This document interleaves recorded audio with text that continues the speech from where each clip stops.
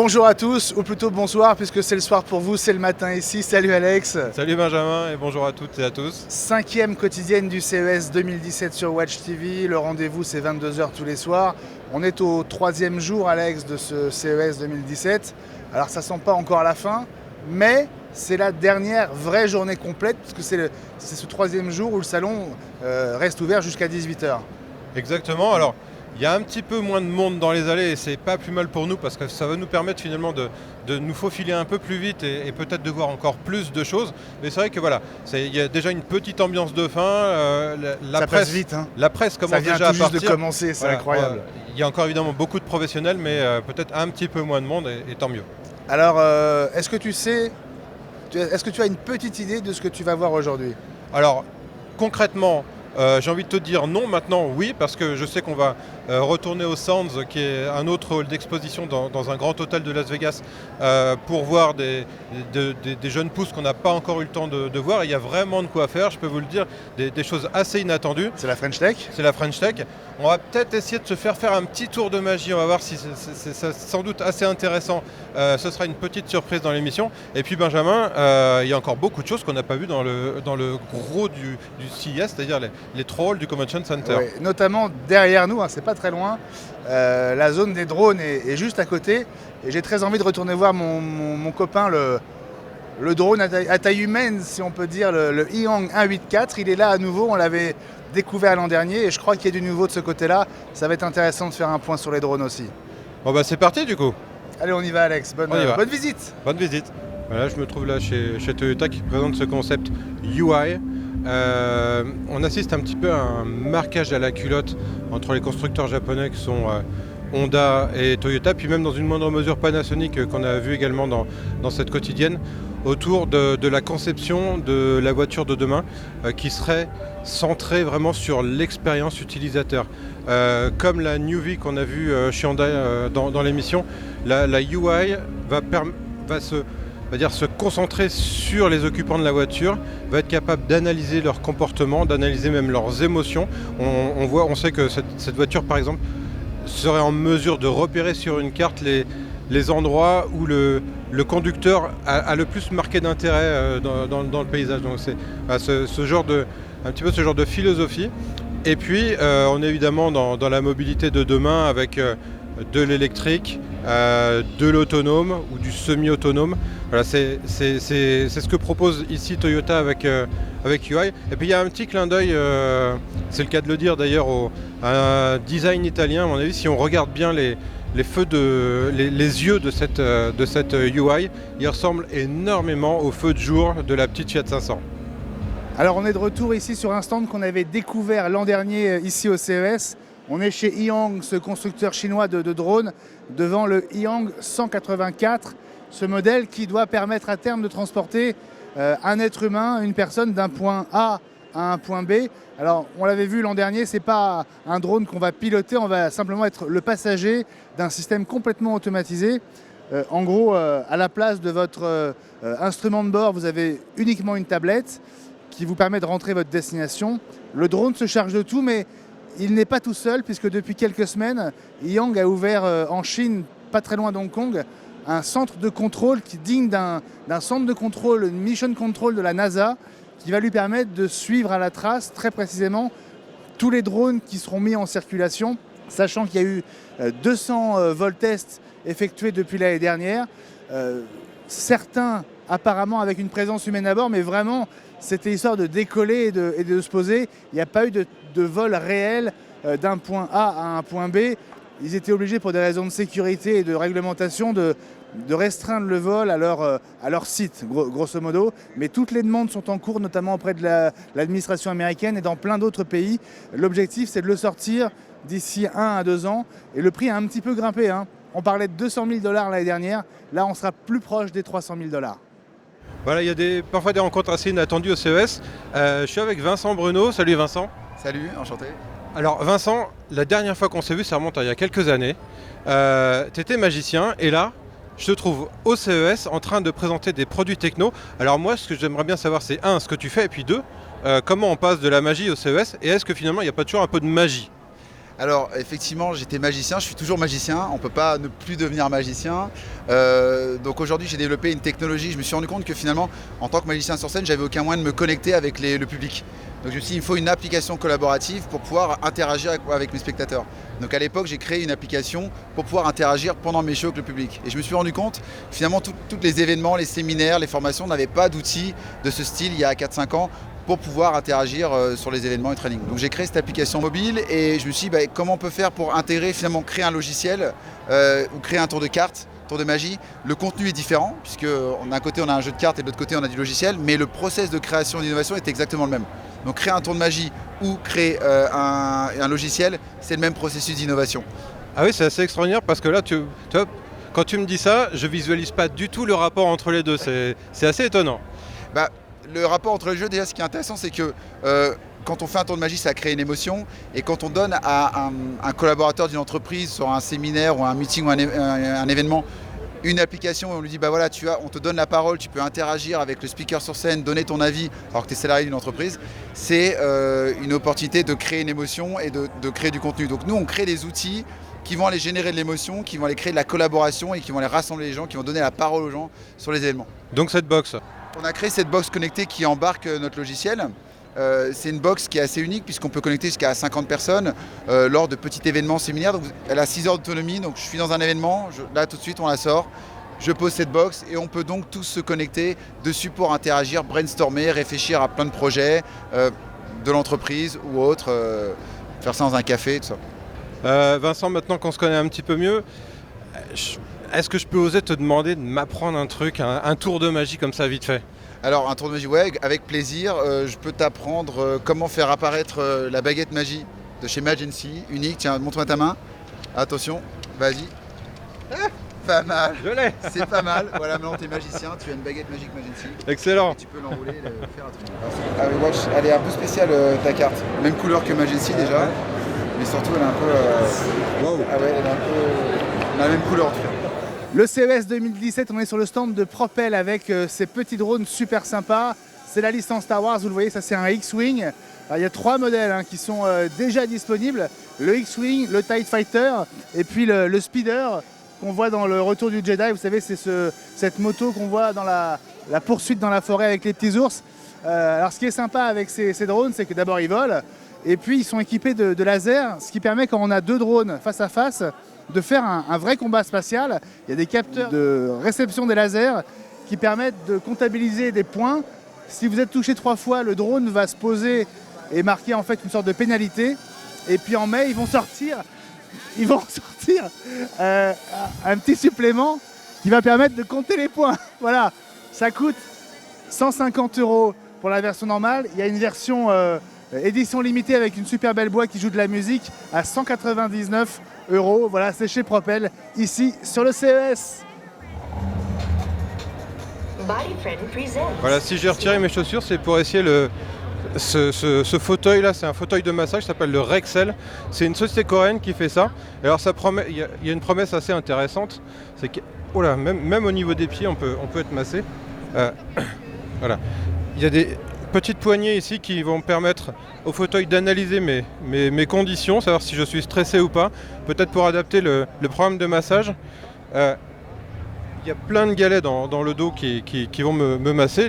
Ici, il y a des petits boutons qui vont me permettre de déclencher le processus. Il y a des enceintes derrière qui peuvent diffuser la musique que j'aime. Donc le Rexel, ça vaut 5 000 $, c'est livré pour 7 000 dans le monde entier. Et ma foi, je resterai bien là en fait. Bon, les fauteuils massants, vous avez déjà vu, toutes les grandes marques en font, notamment Panasonic qui est le leader sur le marché. Alors là, on est chez un fabricant américain qui s'appelle TrueMedic, qui propose des fauteuils 2,5 fois moins chers. Donc c'est déjà un challenger intéressant. La nouveauté, c'est ce que j'ai autour du cou, sur mes épaules. Vous le voyez, c'est un masseur en fait portable qui marche sur batterie à 2 heures d'autonomie. Très simplement, je le mets en marche. Et là, j'ai un ensemble de boules qui sont mis à tourner. Alors c'est du shiatsu, hein, en tout cas c'est inspiré du shiatsu. C'est-à-dire que ça vient très gentiment appuyer sur les tensions là, que je sens déjà commencer à partir. C'est super agréable. Évidemment, puisque j'ai les mains dans ces 2 sangles, je vais pouvoir ajuster la pression des boules sur mes épaules. Sur ce modèle qui est le nouveau modèle, puisqu'il y avait une première génération, on a plusieurs options. D'abord, on peut changer de sens. C'est pratique pour varier. On a 3 vitesses, lent, moyen et rapide. Et puis, on a la fonction chauffante. Vous voyez sans doute que les boules sont devenues jaunes, elles sont éclairées par des LED. Et donc, je vais commencer à ressentir une chaleur qui va ajouter à l'impression de relaxation. C'est super agréable. Et puis, comme l'appareil est mobile, selon la manière dont je vais le tenir, je vais pouvoir soit faire le milieu du dos en biais, soit carrément descendre jusqu'au rein. Et je peux même m'appuyer sur le mur pour bénéficier d'un super confort pour le tenir et le porter. Voilà, ça coûte pas très cher. La première génération est à $90, et ce nouveau modèle est à $120. Voilà, vous allez croire que je vais passer mon CES allongé ou à me faire masser, mais en fait c'est pas le cas. Là je suis chez Muna, c'est une jeune start-up qui présente ce concept d'oreiller intelligent. Alors en quoi il est intelligent? C'est que là, il a une température idéale pour l'endormissement, pour favoriser l'endormissement, et celui d'à côté, sur lequel je vais me translater, est lui réglé à une température idéale pour favoriser le sommeil profond. Alors comment ça marche? Je vais demander ça à son fondateur immédiatement. Je suis avec son cofondateur David Stojkovic. Alors David, comment vous êtes venu d'abord l'idée de Muna, puis expliquez-nous ce que c'est, parce que moi j'ai vu, mais ceux qui nous regardent peut-être pas encore. Oui, alors ça faisait depuis un moment qu'on s'intéressait à des problématiques du sommeil. Et en fait, en épluchant les dernières recherches sur le sommeil, on s'est rendu compte que l'impact de la température du corps sur le sommeil était très important. Et notamment, notre corps a besoin d'avoir une température qui descend avant la nuit pour pouvoir s'endormir plus rapidement et avoir un sommeil plus profond. Et donc c'est comme ça qu'est venue l'idée du produit. Et donc on a développé ce produit, on a fait plusieurs itérations du prototype et on a un produit qui s'ajuste vraiment intelligemment selon les cycles du sommeil et qui permet d'avoir un oreiller toujours frais pour pouvoir garantir un sommeil profond plus long et un temps d'endormissement plus court. Alors si je comprends bien, ça part du principe que la nuque fait partie des capteurs sensoriels qui vont définir la température idéale pour s'endormir. C'est un peu ça, c'est la température de consigne pour le corps provient en partie de la nuque. Oui, exactement. Donc en fait, la nuque et la tête sont des points d'échange de température très importants. Et donc c'est pour ça qu'on cible ces zones-là. Parce qu'en fait, la température fondamentale du corps doit baisser, comme je disais. Mais la température, par exemple, des extrémités doit monter quand on s'endort pour pouvoir réguler la température du reste du corps. Donc c'est pour ça qu'on cible la température de la tête. Et c'est aussi parce que c'est moins invasif qu'à d'avoir par exemple une couverture sur tout le lit qui serait trop encombrante, etc. Voilà. Alors expliquez-moi un petit peu comment l'oreiller se maintient à température, comment est-ce qu'il peut abaisser la température ou l'augmenter? Oui, alors déjà tout d'abord donc on n'est pas sur un oreiller entier, donc c'est un insert, une membrane très fine en silicone qui se place entre l'oreiller et la tête d'oreiller. Et on a une unité de contrôle de la température qui pompe de l'eau dans un circuit fermé et qui va en fait aller dans la fine membrane de silicone et pouvoir rafraîchir ou réchauffer la tête selon le besoin.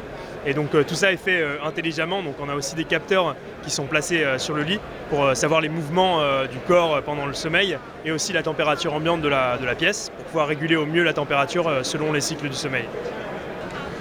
Et il est prévu que ce soit sur le marché quand et puis à quel prix, si vous avez déjà une idée du tarif? Oui, alors donc on lance une campagne de précommande et de crowdfunding à partir de fin avril. Et donc ça commencera en prix Early Bird à 149 €. Et le prix final de distribution à la fin de l'année sera compris entre 249 et 299 €.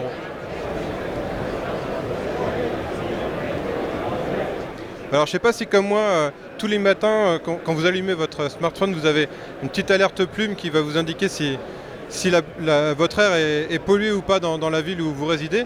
Mais moi voilà, je pensais que Plume ça se cantonnait à une application et en fait là en me promenant dans les allées de l'Eureka Park au CES, je me rends compte que Plume ça va être bien plus que ça. Je suis avec Romain Lacombe de chez Plume, alors c'est Plume Labs. Expliquez-nous un petit peu ce que vous présentez ici.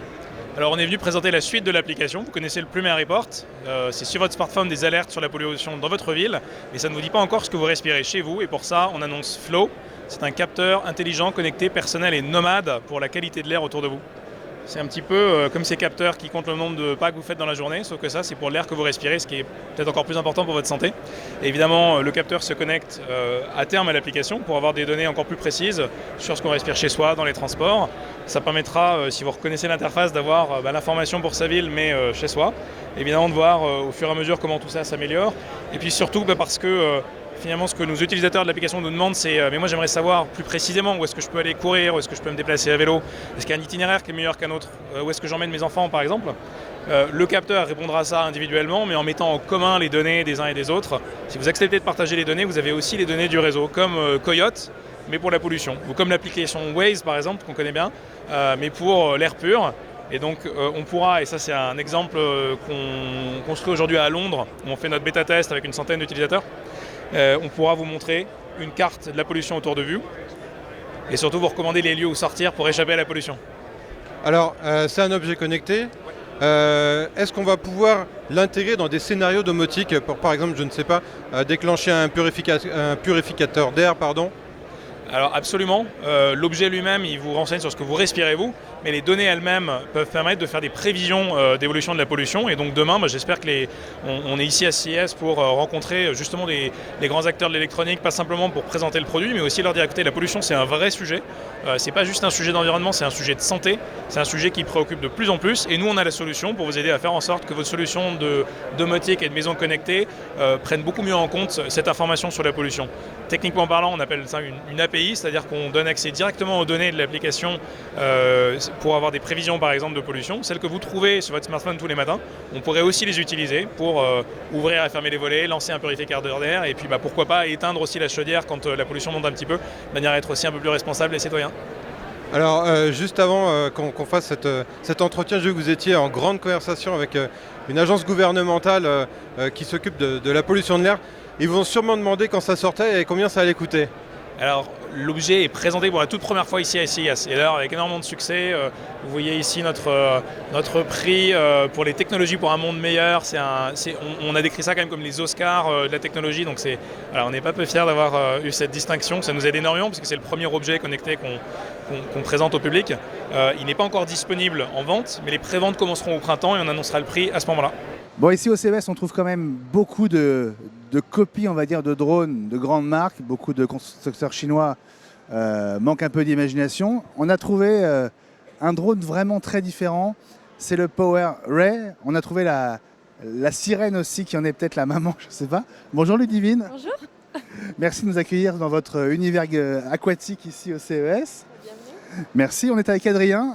Adrien, est-ce que vous pouvez nous expliquer comment le PowerRay fonctionne? Alors, je vais essayer de ne pas le faire tomber, ce serait malvenu. Et ce qu'on peut faire avec? Alors effectivement, comme vous disiez, il y a beaucoup de drones volants. Et là, on touche au premier drone sous-marin qui va permettre de faire de la prise de vue dans un premier temps, mais aussi aider les pêcheurs à aller approcher l'appât auprès des poissons.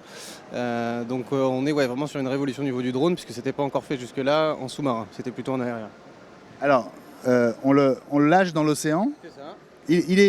Quel est le mode de communication entre l'utilisateur et le drone? C'est philo-guidé parce qu'on a beaucoup de mal à transmettre les images par exemple dans l'eau, contrairement à l'air qui est beaucoup plus simple pour envoyer des ondes électromagnétiques.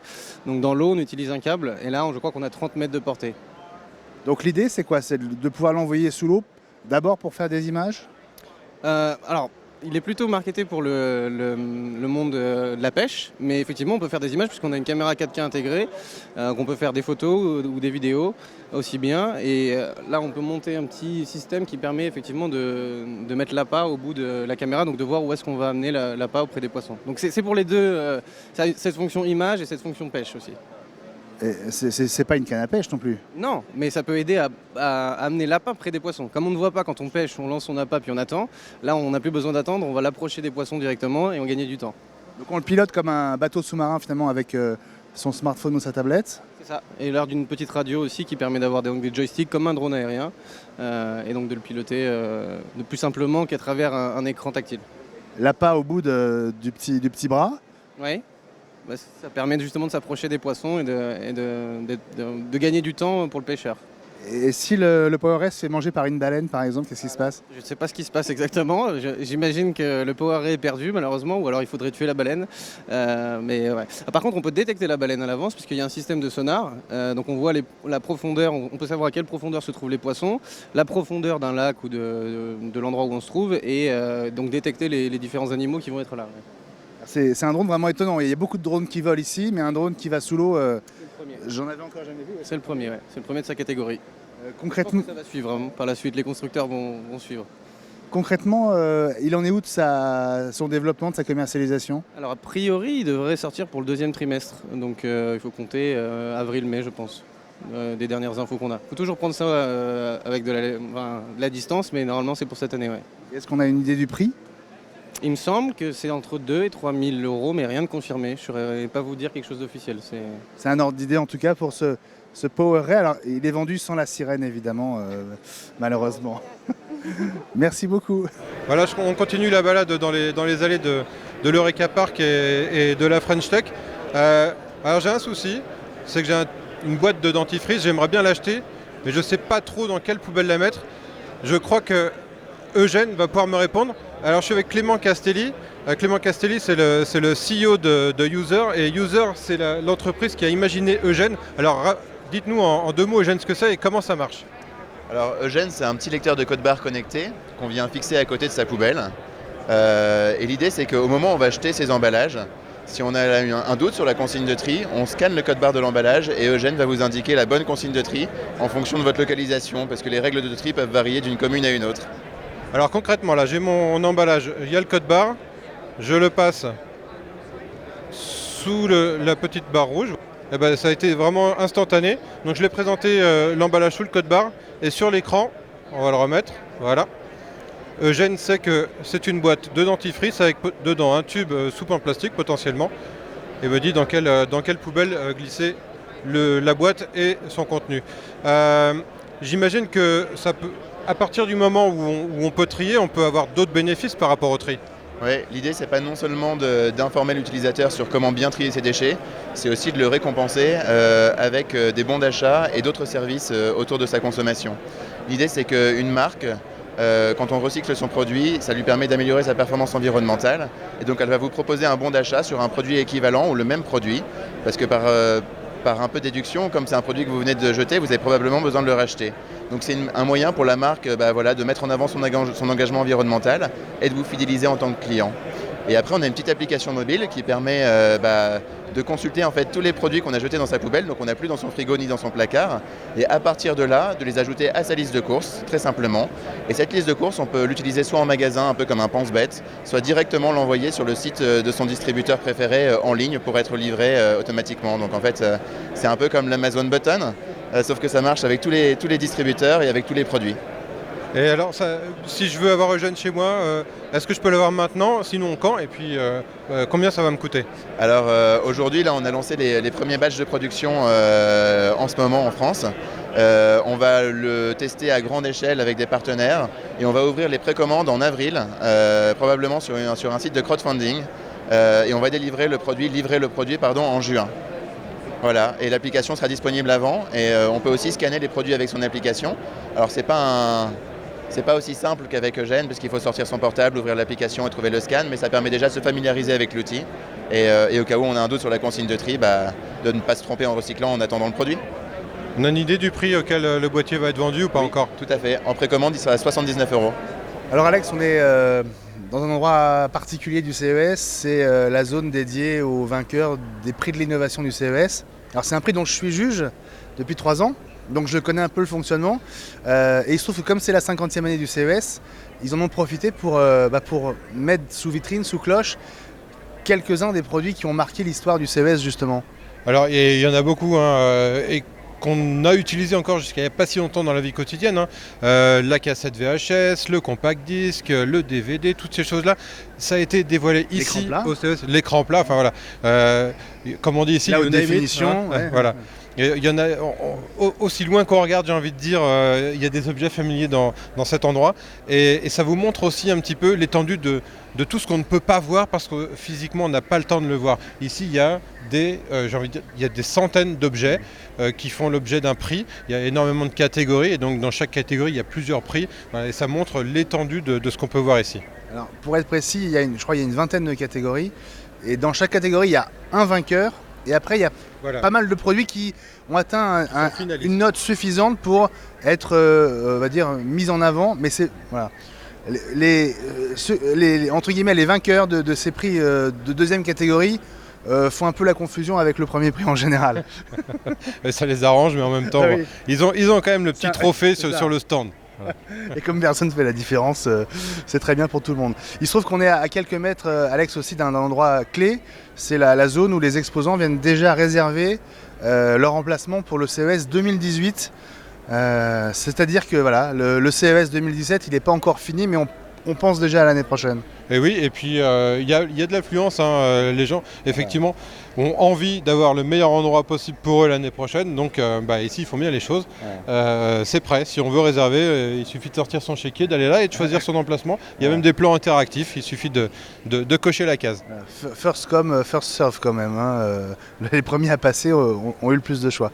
Voilà, c'était l'avant-dernière quotidienne du CES ici à Las Vegas. On se retrouve demain, Alex ? À demain, exactement.